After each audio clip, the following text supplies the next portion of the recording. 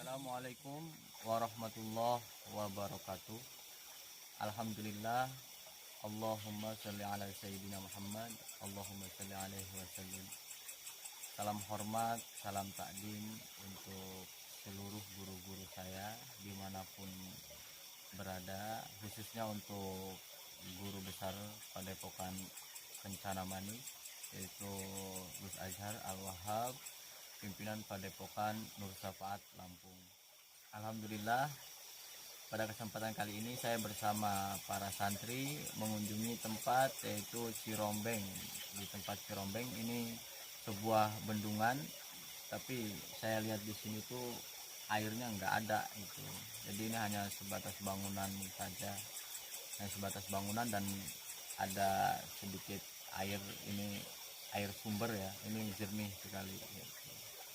Nah, di tempat ini banyak cerita yang di luar nalar manusia.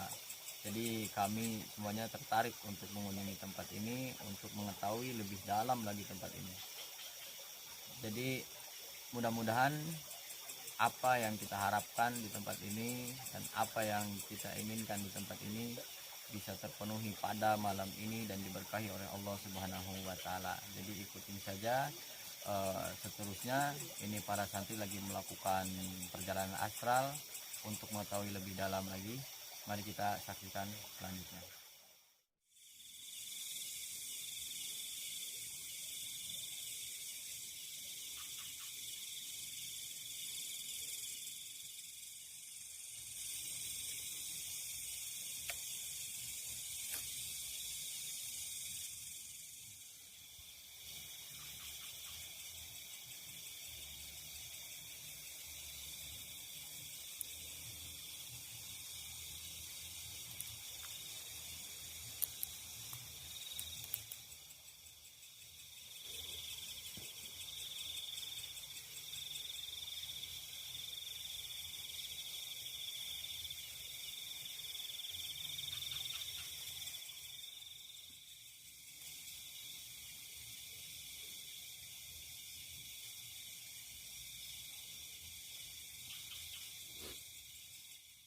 Oke, sahabat di luar nalar, kita berdua sudah melakukan kontemplasi atau perjalanan astral, dan alhamdulillah kita berjalan dengan lancar ya Kang ya. Kita melakukan perjalanan yang sangat-sangat dalam, sangat jauh ternyata.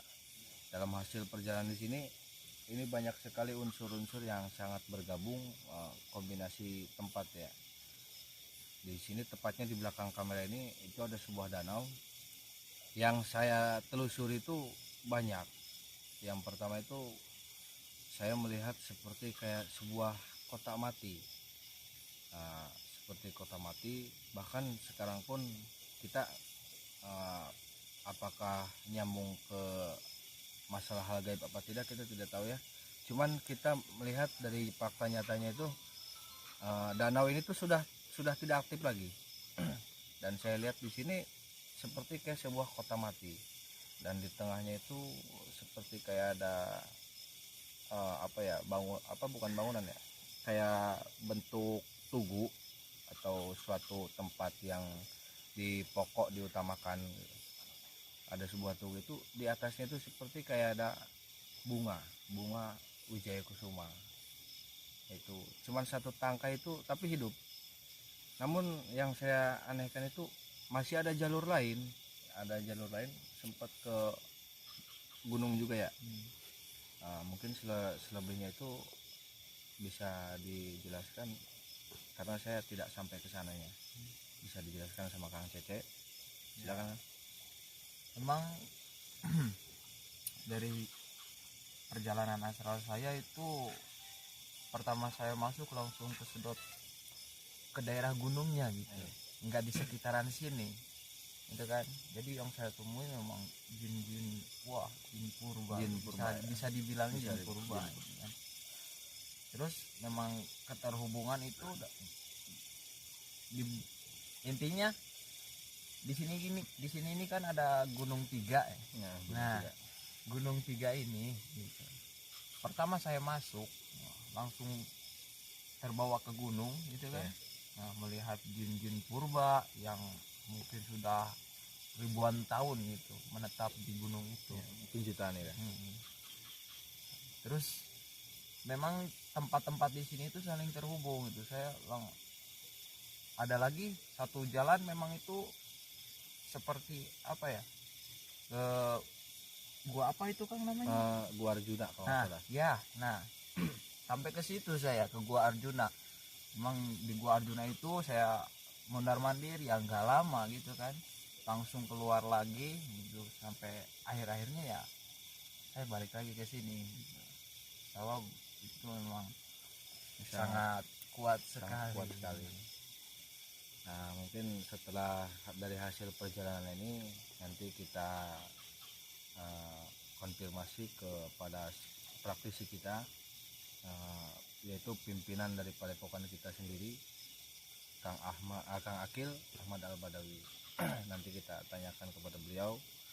Sekarang beliau sedang melakukan perjalanan astral ya, atau sebuah kayak ritual untuk lebih menelusuri, karena setelah ini kita akan mengadakan mediumisasi, mediator ya.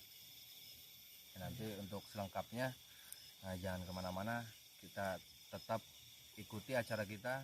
Akan sedikit menambahkan tentang hasil perjalanan astral, yang mana kalau saya lihat ini memang khusus untuk di danau ini yaitu sebuah perkumpulan atau tempat, kalau di dunia nyata itu kayak rest area seperti itu. Karena ini kalau kita bisa lihat ya, atau kalau siang ini di sini tuh ini tuh jurang, terus ini danau sangat luas sekali, sekitar 100 meter lebih itu. Nah, kita tahu sendiri bahwa makhluk halus itu atau bangsa jin paling suka di tempat-tempat yang lembab. Nah, kebetulan di sini tempatnya sangat lembab, makanya banyak perkumpulan. Ini ramai sekali ya, bagi saya yang mendengar, mungkin yang bisa mendengar ini ramai sekali perkumpulan di sini. Saya tidak membahas apa yang ada di gunung ini, Gunung Tiga ya. Kalau bahasa kitanya di sini tuh Gunung Tilu, yang terkenalnya seperti itu. Nah, kami di sini tuh fokus untuk membahas bendungan yang ada di sini. Jadi hanya perkumpulan ini saja kayak gitu. Kalau kita bahas lebih lanjut lagi, lebih ke dalam lagi, lebih ke atas, ini ada jalan dan di sana ada kerajaan. Nah, mungkin nanti episode yang akan datang kita akan menceritakan tentang gunung tersebut. Untuk lebih jelasnya dan mudah-mudahan kita bisa menelusuri lebih dalam lagi, saya akan melakukan mediumisasi. Mudah-mudahan dilancarkan semuanya. Yap.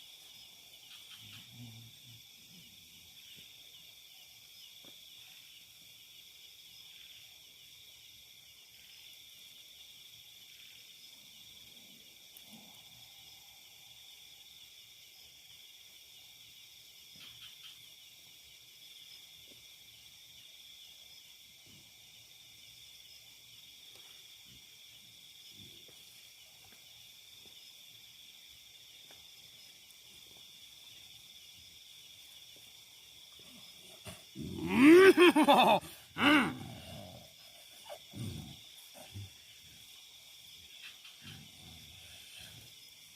bicara. Ya. Dengan siapa ini? Dengan siapa? Siapa? Kisuda. Oke, saya sedang berkomunikasi dengan jin yang bernama Kisuda. Ini salah satu jin yang berada di perkumpulan itu. Ini bukan yang tinggi ya, tapi ini pertengahan dari itu, karena saya nggak bawa santri banyak, jadi ini wadahnya masih kecil. Tuh. Bisa bicara? Ya. Bisa diceritakan tempat ini? Bisa. Bisa. Ini tuh sebuah danau kan? Ya. Ini kok banyak perkumpulan apa? Perkumpulan apa?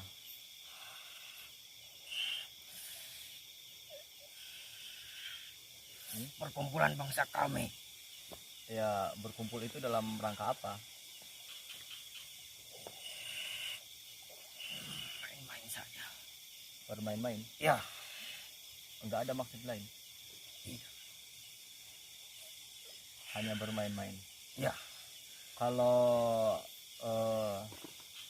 ini sini ada beberapa kelompok ya, ada beberapa kelompok. Ini termasuk ada yang di sebelah sana tengah, agak di tengah. Jadi ada beberapa kelompok lagi, ada yang jin perempuan dan yang lain.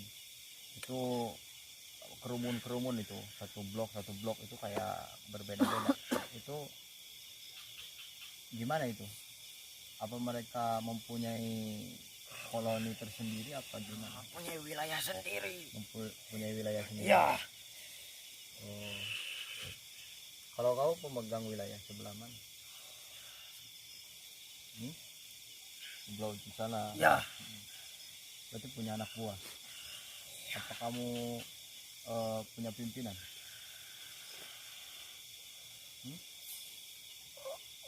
Punya pimpinan atau tidak? Tidak. Tidak. Ya. Tapi kamu sendiri pimpinannya. Ada yang lebih tinggi dari kamu? Ada. Tapi bukan pimpinan kamu. Bukan. Oh, jadi ini Kelompok lain. di kelompoknya sendiri adalah pimpinannya. Dan kalau menurut dia sendiri bahwa kelompok lain itu ada yang lebih tinggi di dalam keilmuannya atau banyaknya koloni mereka sendiri seperti itu. Ya.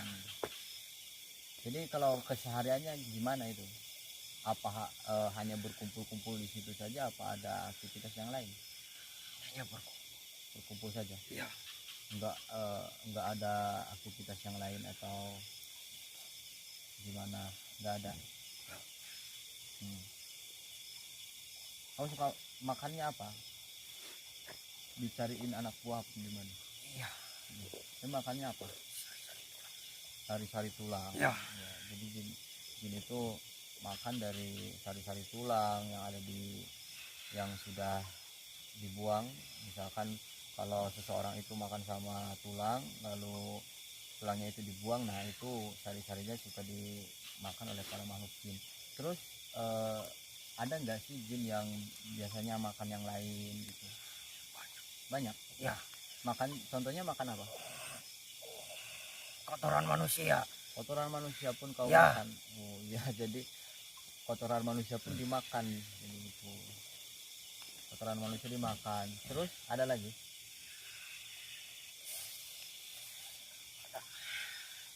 Atau makannya hanya sari-sarinya saja atau langsung hilang gitu? Tergantung. Ya. Berarti ada itu yang tulang langsung hilang dimakan terus dibawa? Ada. Ya. Oh, jadi begitu. Oh iya, jadi saya juga pernah membaca dari kitab Alamul Jin yang menceritakan bahwa jin itu makan beras katanya, makan beras, dan diceritakan enggak sari-sarinya yang dimakan tapi berasnya langsung hilang, langsung mereka makan gitu. Tapi wallahu alam kebenarannya saya nggak tahu gitu, itu hanya di kitab saja gitu. Tapi kira-kira mumpung ada jinnya gitu, mumpung kita lagi meditasi, sekalian kita tanyakan, ada tidak itu jin yang suka makan beras terus nggak diambil sari-sarinya langsung makan? Ada. Tidak semua. Oh, jadi nggak semua gitu. Jadi sama aja berarti kalau makanan seperti manusia, cuman ada yang suka dan ada yang tidak gitu. Tapi kalau misalkan digaris luruskan, jin itu bisa makan tulang atau di kotoran, itu seperti manusia itu makanan pokok gitu. Nasi, manusia itu harus makan nasi gitu. Kalau makan lauknya saja nggak terpenuhi konsumsi dia kayak gitu. Padahal sama-sama saja makan, tapi kalau nggak ada nasi ya nggak makan hitungannya kayak gitu. Begitu. Iya. Nah, aktivitas kamu di sini itu, di sini kan suka ada bangsa kami ya yang Iya. ke hutan ini ngambil pohon atau apa, nebang pohon itu, kamu suka ada pergerakan atau usil kepada bangsa kami atau tidak? Ya pasti ada. Kenapa ada? Karena kami terasa terganggu. Terganggu Ya. dalam hal apa? Bisikan manusia. Keberisikan. Ya. Jadi kamu nggak suka berisik di sini? Tidak. Tidak. Jadi ketika ada orang kesini dari kan yang jalan ke gunung ini di kaki gunung 3 ya, di kaki gunung 3 sering sekali ada orang yang ngambil kayu bakar atau kayu buat diolah lagi kayak gitu. Nah, kata jin ini suka mengganggu. Itu kamu mengganggunya dengan cara apa? Pikirannya? Ya. Itu kamu ganggu supaya seperti apa itu? Kamu bikin bagaimana gitu? Terasa Berat. Ya. Jadi pikirannya, oh ini apa, dibikin emosional seperti itu. Iya. Terus sudah. Ya. Jadi ada yang mau disampaikan tidak? Ada. Apa?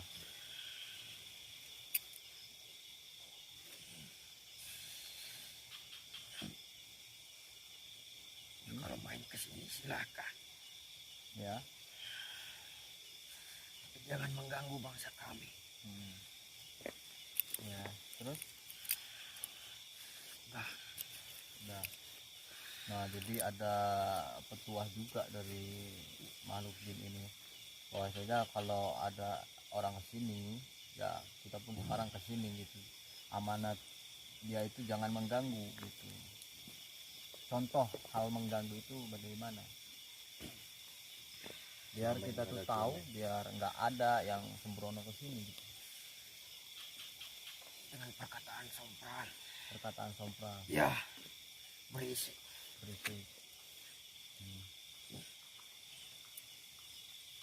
Manusia kan berkunjung ke danau ini bukan ke alam bangsa kamu.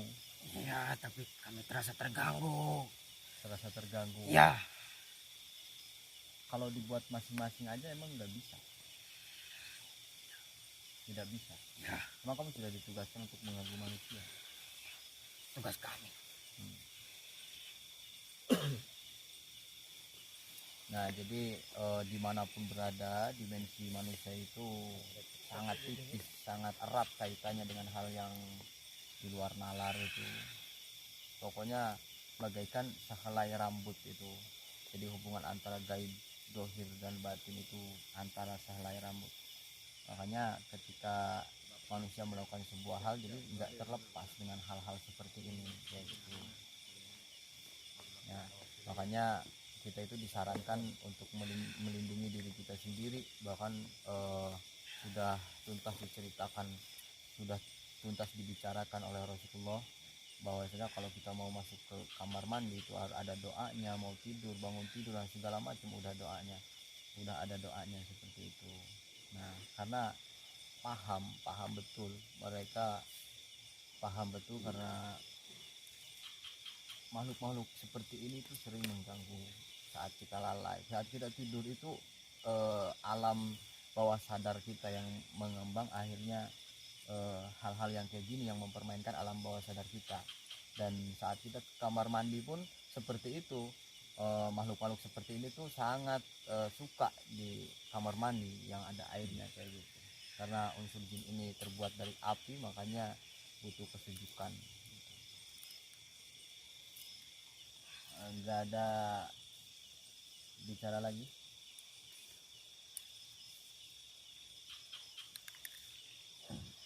Ya nggak ada.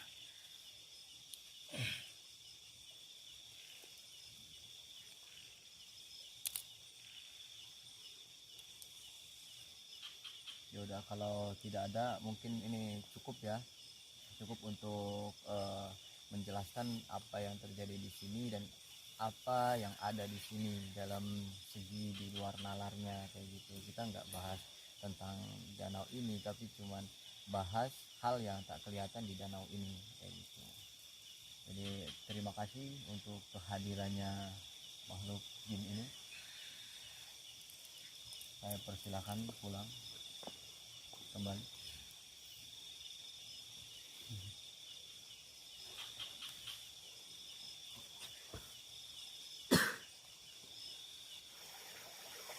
Alhamdulillah, acara demi acara pada malam ini diberikan kelancaran dari awal sampai akhir, dari mulai kita melakukan perjalanan astral dan mendapat sebuah gambaran bahwa di tempat ini adalah sebuah perkumpulan dari bangsa jin.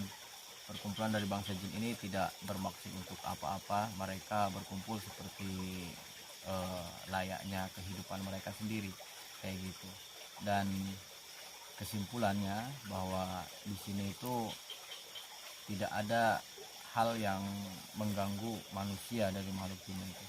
Jadi memang ini unsur alamnya sendiri yang memang sudah seperti ini, sudah menjadi alam mereka sendiri itu. Jadi dari perjalanan kami dari awal sampai akhir itu, dari adanya kontemplasi, dari adanya mediumisasi dan lain-lain, tolong jangan terlalu dianggap serius untuk menanggapi itu tersebut, karena semuanya itu tidak bisa dipastikan dan semuanya itu tidak bisa diambil kebenarannya. Kita itu hanya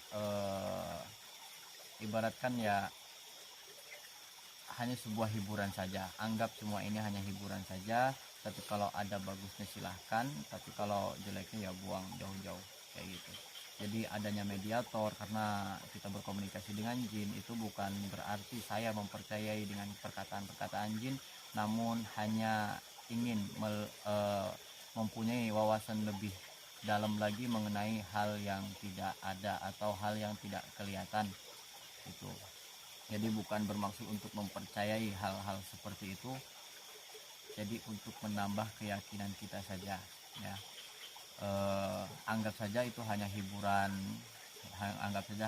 jangan dikonsumsi mentah-mentah dan jangan dipakai dalam fatwa-fatwa dari ucapan jin. Itu tidak boleh untuk dipakai untuk menentukan, itu tidak boleh ya.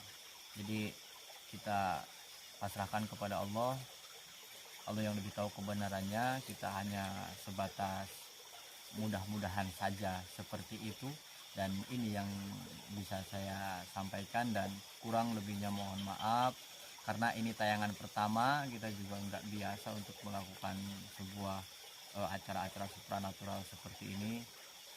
Kita hanya bawa beberapa santri yang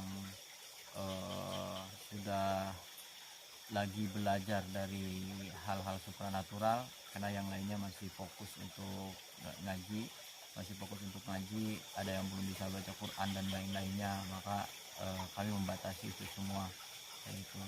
Jadi untuk semuanya mohon maklum, yang nonton dimanapun berada, saya ucapkan terima kasih atas semua dukungannya dan partisipasinya. Itu saja yang bisa saya sampaikan, kurang lebihnya mohon maaf. Wassalamualaikum warahmatullahi wabarakatuh.